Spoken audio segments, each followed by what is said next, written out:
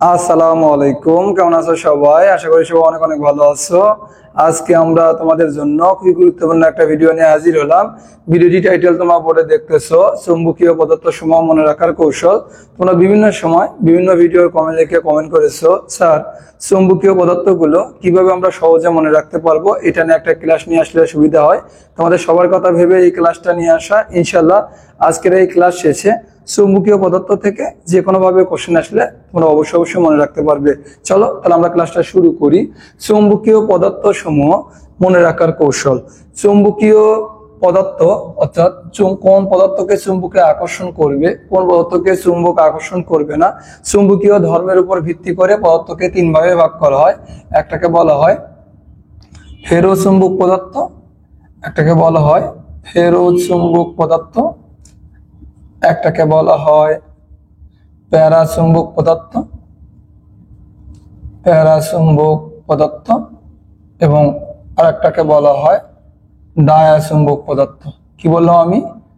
চুম্বকীয় ধর্মের উপর ভিত্তি করে পদার্থ সমূহকে তিন ভাগে ভাগ করা হয়। একটাকে বলা হয় ফেরোচুম্বক পদার্থ, একটাকে বলা হয় প্যারাচুম্বক পদার্থ, একটাকে বলা হয় ডায়াচুম্বক পদার্থ।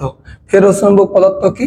যে সকল পদার্থ চুম্বক দ্বারা মৃদুভাবে আকর্ষিত হয়, মৃদুভাবে আকর্ষিত হয়, সেই সকল পদার্থকে বলি আমরা প্যারাচুম্বক পদার্থ। অর্থাৎ কোন একটা পদার্থ যদি আমরা চুম্বকের কাছে নিয়ে আসি, সেই পদার্থকে চুম্বক যদি দুর্বলভাবে আকর্ষণ করে, মৃদুভাবে আকর্ষণ করে, সেই পদার্থকে আমরা বলবো প্যারাচুম্বক পদার্থ। যে সকল পদার্থকে চুম্বক প্রবলভাবে আকর্ষণ করে, অর্থাৎ যে সকল পদার্থ চুম্বক দ্বারা প্রবলভাবে আকর্ষিত হয়, প্রবলভাবে চুম্বক দ্বারা আকর্ষিত হয়, সেই পদার্থগুলোকে বলি আমরা ফেরোচুম্বক পদার্থ। যে সকল পদার্থ চুম্বক দ্বারা আকর্ষিত হয় না, বরঞ্চ বিকর্ষিত হয়, যে সকল পদার্থ চুম্বক দ্বারা বিকর্ষিত হয়, তাদেরকে আমরা বলি ডায়াচুম্বক পদার্থ। এখন কোন পদার্থটা প্যারাচুম্বক হবে বা কোন পদার্থটা ফেরোচুম্বক হবে, কোন পদার্থটা ডায়াচুম্বক হবে, এটা মনে রাখা নিয়ে তোমাদের অনেকের মধ্যে কনফিউশন আছে। এই জন্য আজকে এই ক্লাসটা নিয়ে আসা। প্রথমে আমরা শিখব প্যারাচুম্বক পদার্থ মনে রাখার কৌশল। কি? প্যারাচুম্বক পদার্থ কিভাবে আমরা মনে রাখবো? প্যারাচুম্বক পদার্থ মনে রাখার জন্য আমরা একটা ছন্দ বা আমরা একটা সেন্টেন্স মনে রাখবো। সবাই ওকে ছোট আলম মনে করে পিটায়। প্রথমে আমি আন্তরিকভাবে দুঃখিত, কারণ নাম যদি আলম থাকে, আমার নিজের চাচার নাম আলম, আমার ছোট ভাইয়ের নাম ফেরদাউস আলম, তা আলম নামে কেউ যেন মন খারাপ করো না বাবা। আমি আসলে মনে রাখার জন্য তোমাদের সুবিধার্থে এই আলম কথাটা ইউজ করেছি, ছন্দ মিলানোর জন্য।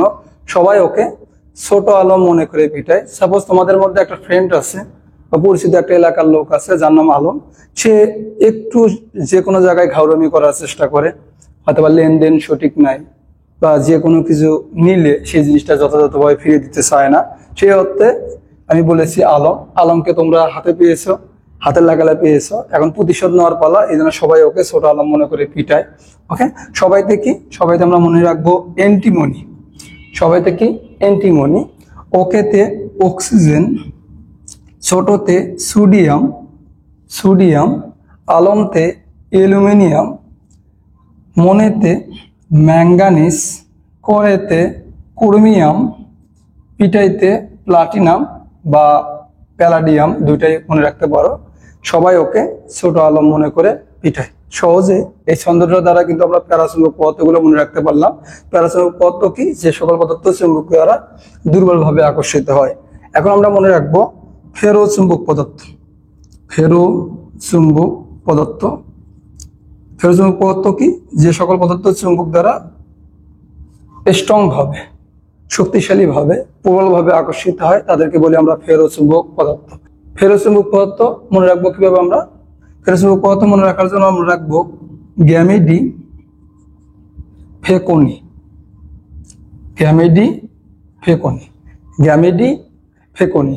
গ্যামেডি মানে গ্যাডুলিনিয়াম, গ্যাডুলিনিয়াম অর্থাৎ পারমাণবিক সংখ্যা যেটা 64, মিতে মিউ মেটাল, মিতে মিউ মেটাল, মিউ মেটাল।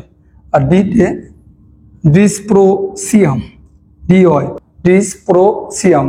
ফেকুনিতে হয় একাত্তে আয়রন, আয়রন লোহা, cobalt, nickel, iron cobalt nickel. ফেকুনি বলেছে এই জন্য iron cobalt nickel, iron cobalt nickel. বিশেষ করে এই তিনটা মনে রাখবা, এই তিনটা থেকে বেশি কোশ্চেন আসে। এই তিনটা হচ্ছে বিশেষ করে ফেরোচুম্বক পদার্থ হিসেবে বেশি ব্যবহৃত হয়। এছাড়া আর তিনটা গ্যাডোলিনিয়াম, মিউ মেটাল, ডিসপ্রোসিয়াম মনে রাখবে।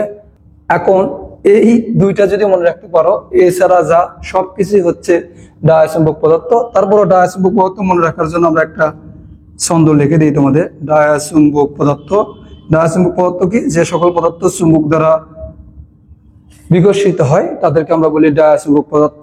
ডায়াচুম্বক পদার্থ মনে রাখার জন্য আমরা সেন্টেন্স একটা মনে রাখবো, হাই